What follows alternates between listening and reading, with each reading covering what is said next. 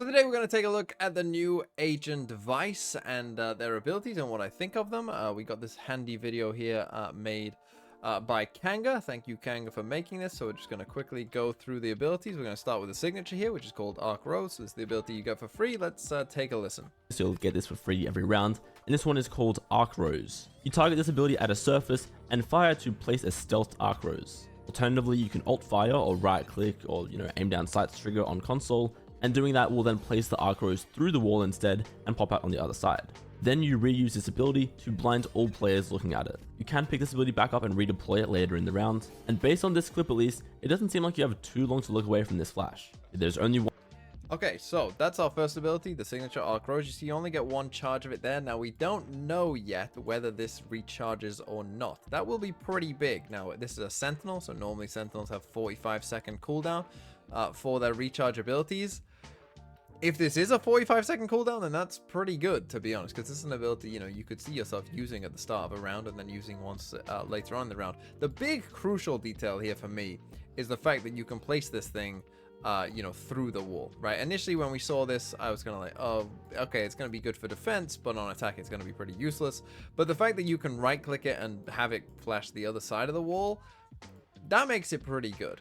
Now, how easy is this to see and destroy or turn away from? Obviously, we'll have to see as we get more used to the agent and whatnot. But on the whole, this is a pretty good ability. I mean, you can just imagine, right? Like, imagine you're coming here on bind, right? And I've got some kind of Arc Rose, out here on this wall. You can imagine that if I'm playing here, and I'm a defender, that essentially all I'm doing is I'm playing as VYSE. I'm in here. You just got the flash here like it's kind of set up here, right? And I'm just waiting for you to drop down. Flash goes off, then I swing here, right? And you're in a lot of trouble because there's a lot going on, obviously, at that point. And so you can assume on defense, it's going to be pretty good. But also on attack, the fact that you can put it through the wall as well. You think of like a post-plant situation here, right? And I've got one and I can put it here. And my teammates are swinging from elbow and I'm like flashing now. And it flashes and the guys here are flashed and they swing around and, get a kill. Pretty good, I think. Okay, on to the next ability. The ability called Razorfine. You equip a nest of liquid metal and fire to launch it out onto the ground. Upon landing, this nest actually becomes invisible.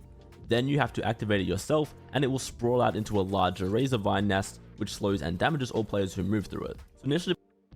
Okay, so you've got a little ability here, which is quite interesting. It's quite interesting that it said it's invisible once it lands, right? So I'm assuming that means it can't be destroyed, which if so, then that's pretty good, right? So if like your opponents can't see this before it detonates, that's pretty strong. And again, you get two of these things, right? So you get two of these charges of this.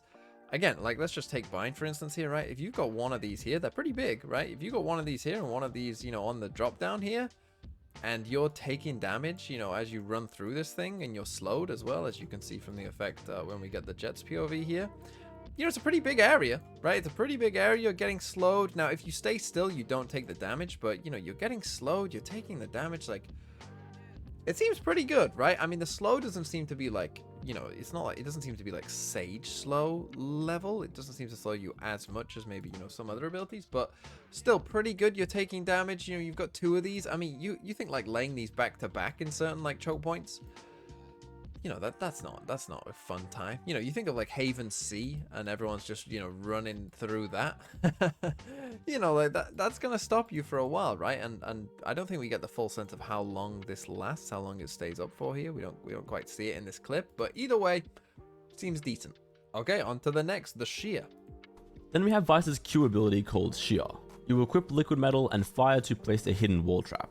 When an enemy crosses, an indestructible wall bursts from the ground behind them.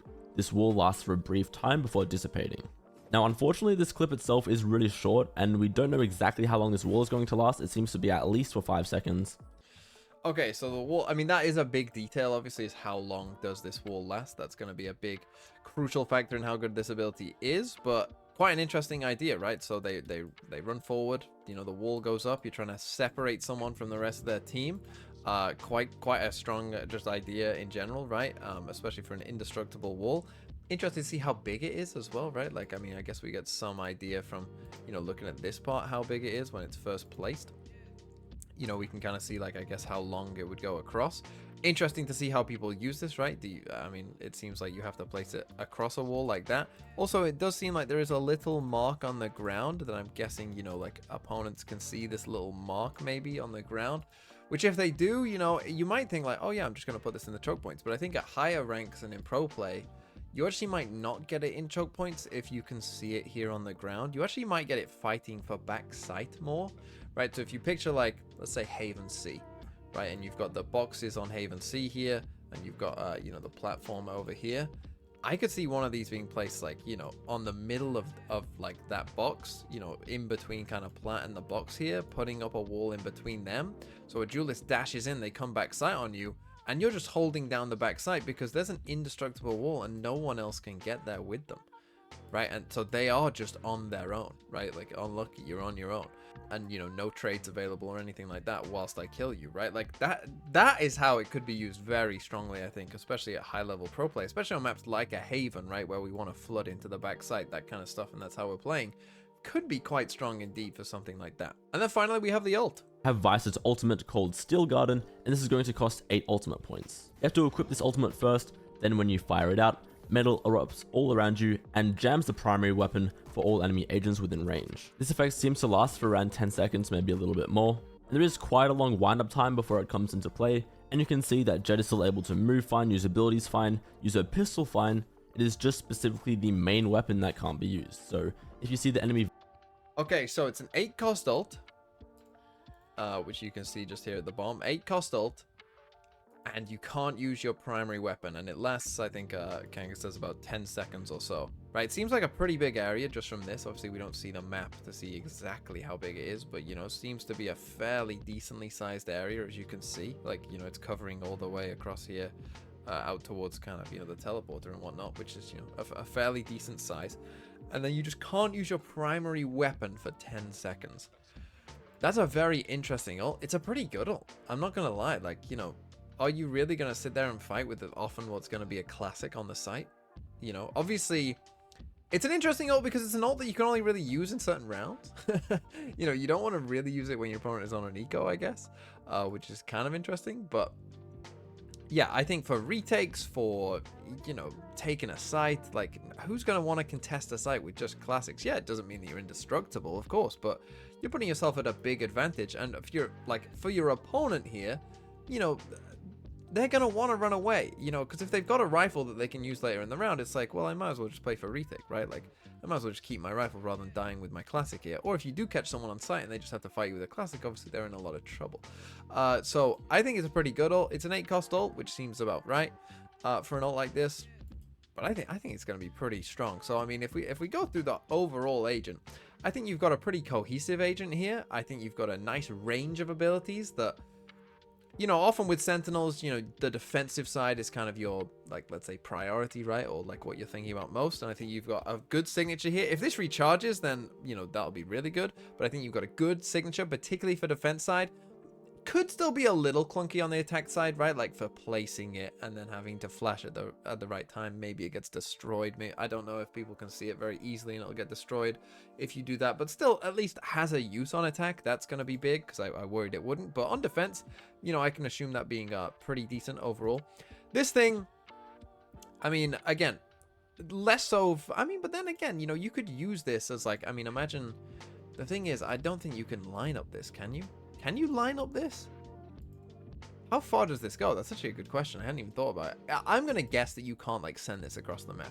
Because if you can, then it actually becomes pretty useful for attack. You can imagine, you know, using it, for instance, on bind, right? Like, if you can just line up this thing and send it all the way through here, you know, putting one in here, slow people, you know, make them take damage if they move in here, right? It's a pretty big area. It'll get all of this for you, right? Like, that could be pretty good.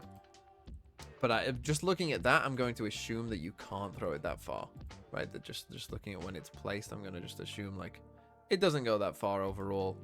You know, you can't send it across the map. At least that's kind of what I hope, because if you can, then that's going to be pretty strong as well. But this is going to be more of a defense side ability, you know, more for post plants, stuff like that. Not necessarily amazing for taking space or anything like that, but still pretty useful overall.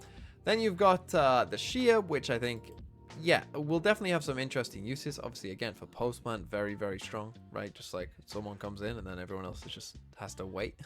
Interesting to see how else you would use that on attack. And then the ult, I mean, the ult is just pretty good. But there's just nothing else to say. I mean, it will depend on how far does this area go, but it seems to be pretty big. So that's fine, as long as it covers like a decent amount of the sites in the game. That's going to be a pretty good ult. But yeah, pretty good overall. It's going to get you space, this ult. It's good for attack and defense. So I think overall we're looking at probably the best agent in a while, honestly. Like in terms of like high level play and, you know, being viable in pro and stuff like that, and in ranked as well, right? These kind of agents tend to do pretty well in ranked. You know, sentinels who are good at holding onto space. This is just going to be pretty, I think it'll be not OP in ranked, but like pretty good in ranked, and an actual viable agent that I could see getting some play on, you know, in some pro play maps.